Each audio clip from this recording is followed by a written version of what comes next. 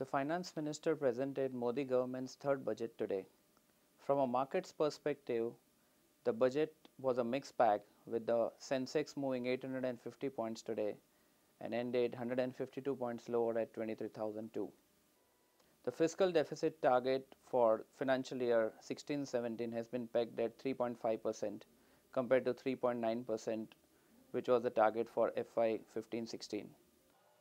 Overall, the budget has been pro-poor and pro-infrastructure. Let's go through some of the important non-tax proposals presented by the FM today. The first important non-tax proposal is to make up to 49% foreign investment in insurance sector under automatic route. Prior to the budget, up to 26% foreign investment in insurance sector was permitted under automatic route, and between 26 to 49 there was a requirement to take prior approval of Foreign Investment Promotion Board. Now with the proposal, foreign investment from 26 to 49% will be under automatic route. Another big change has been foreign investment in stock exchanges, which was earlier pegged at 5%, which means no foreign investor was allowed to hold more than 5% in a stock exchange. That limit has now been increased to 15%. Foreign investment has also now been permitted in asset reconstruction companies up to 100% under automatic route. Similarly, any foreign investment in security receipts issued by an asset reconstruction trust has been permitted up to 100%, which was earlier pegged at 74%. There is also an interesting announcement which the FM has made. Foreign investment will also be allowed in hybrid instruments. Hybrid instruments has not been defined, but if hybrid instruments would mean any instrument which has an option to convert, an option to redeem, then this will be one of an interesting change which the FM has announced. Under the current FDI policy, only instruments which are compulsorily convertible into equity are allowed under FDI regime, and hence if any optionally convertible instrument are allowed subject to certain conditions, that will be a significant boost for foreign investors investing in India. FM has also clarified that beyond 18 activities which are permitted in non-banking financial services sector, there will be an additional list of activity which will be included if such activities are governed by any financial services regulator, and hence the automatic route will be available not only for the 18 activities but even beyond these 18 activities if there is any financial services regulator regulating that activity. The government has also announced that in financial year 16-17 bankruptcy code will be introduced, which again will be a big fillip for the creditors. For the startups, again number of changes have been announced by the government, and this is in line with the Startup India initiative which the Modi government has taken. As far as foreign portfolio investors are concerned, currently they are allowed to invest in listed bonds issued by Indian companies, unless the bonds are issued by infrastructure companies where unlisted bonds are also allowed. As per the budget proposal, it seems that even companies other than infrastructure companies would be able to issue unlisted bonds to foreign portfolio investors. This will significantly reduce the cost of compliance for Indian companies which have to list their bonds, and at the same time reduce the compliance requirements for these companies.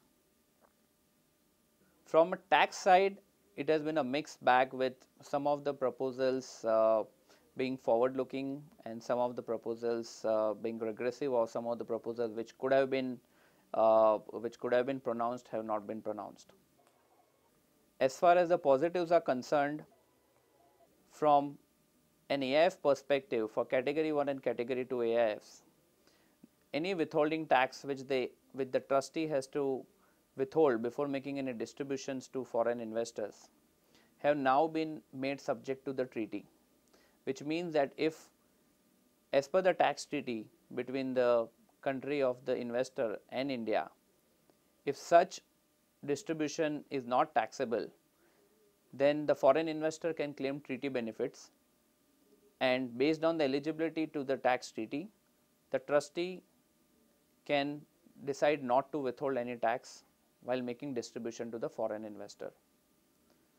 This is a big plus for the fund industry, and the fund industry has been demanding this change from the finance minister since the time this withholding tax provisions were introduced in the last budget. A major positive for foreign investors is the reduction of long-term capital gains tax from 20% to 10% on unlisted securities. Earlier, there was an ambiguity on whether when a foreign investor sells unlisted securities, whether the tax rate on long-term capital gains would be 20% or 10%, since it referred to securities and the definition of securities was as per SCRA, which included only public company securities. Now, with this amendment, even on private companies' unlisted securities, it would be possible to claim a reduced rate of 10% for foreign investors. Minimum alternate tax on foreign portfolio investors was always a matter of concern for the investors. The government had clarified last year that MAT won't be applicable to foreign portfolio investors. The same has now been incorporated in the budget, and the budget clearly says that no MAT will be applicable to foreign portfolio investor as long as certain conditions are met. Another important change for the securitization industry is that the securitization trust have been made completely pass through, which means only the investors pay tax and the securitization trust doesn't pay any tax. Another major change which has been introduced is for REITs and InvITs, where the SPV distributing any profits to the REIT or InvIT was earlier subject to a dividend distribution tax. The same dividend distribution tax will not apply as per the budget proposal.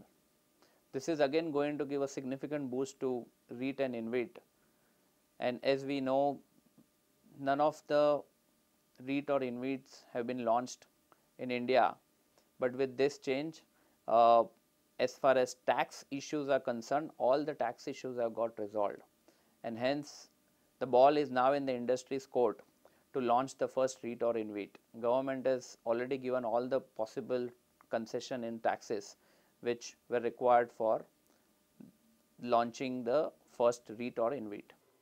Another important change which has been brought is there have been certain modifications in the fund management industry, where as regards whether an Indian fund manager will be considered as a permanent establishment of the foreign fund, and though two conditions have been relaxed, the list of conditions which were pronounced last year in the budget were so onerous that none of the Indian fund manager was able to take the benefit of the exemption from the permanent establishment.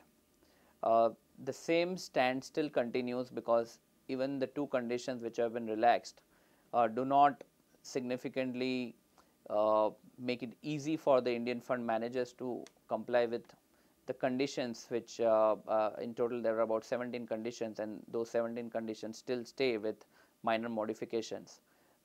In our view, these conditions again are onerous for an Indian fund manager to comply, and hence or an exemption on paper, where none of the fund manager will be able to take the benefit of the exemption. As regards the one of the other positives from the budget, the FM has announced number of measures to ease the tax administration and litigation process, where number of cases are pending at various levels in the judiciary and with the tax department. What the FM has pronounced is there will be a dispute resolution scheme which will be introduced, where by paying certain taxes and a certain amount of penalty, it will be possible to resolve the to end the dispute, and that's again a laudable move from the government as far as easing the tax administration and making it easy for the foreign investors and the Indian taxpayers to resolve some of these tax cases is concerned. As far as the negatives are concerned, one big negative is earlier there was a buyback tax which was applicable only if the buyback was happening as per section 77A of Companies Act. Now, so what the companies used to do was to undertake a capital reduction, since capital reduction was not specifically covered for levying of buyback tax. Now that has changed. Now that loophole has been plugged by the government, and any type of buyback, whether under 77A or any other section of Companies Act, will be subject to the buyback distribution tax. Another negative in the budget has been that dividend distribution tax, which was levied on the companies, was the only tax which was there, and the shareholder was not paying any tax because the income in the hands of the shareholder was exempt. Now that has changed a bit, where the budget proposals specifically mention that if any HUF firm or an individual receives dividend in excess of 10 lakh rupees, then there will be a tax on the dividend also, in addition to the dividend distribution tax paid by the company. Another negative for the budget is there was certain rationalization which was expected in place of effective management concept under the budget. What the FM has done is he has only postponed it by 1 year, which means it will be effective from 1st April 2016. But the ambiguity which was there in the budget on what would constitute place of effective management is still not clear, and this could be a cause of concern for number of Indian corporates who have operations abroad, on whether their foreign subsidiaries or the holding companies of Indian operating companies, will they be considered as Indian resident because of the place of effective management. Another negative on the budget was there was some announcement expected on retrospective taxation. However, the FM just repeated what he said last time, that this government is not going to introduce any new retrospective amendment, but whatever but the cases which are already there under retrospective amendment, for which notices have been issued, the courts and the judicial process will take its course of action for resolving those cases. So broadly, these are the pluses and minuses which we have seen in the budget which was pronounced by the finance minister. Thank you.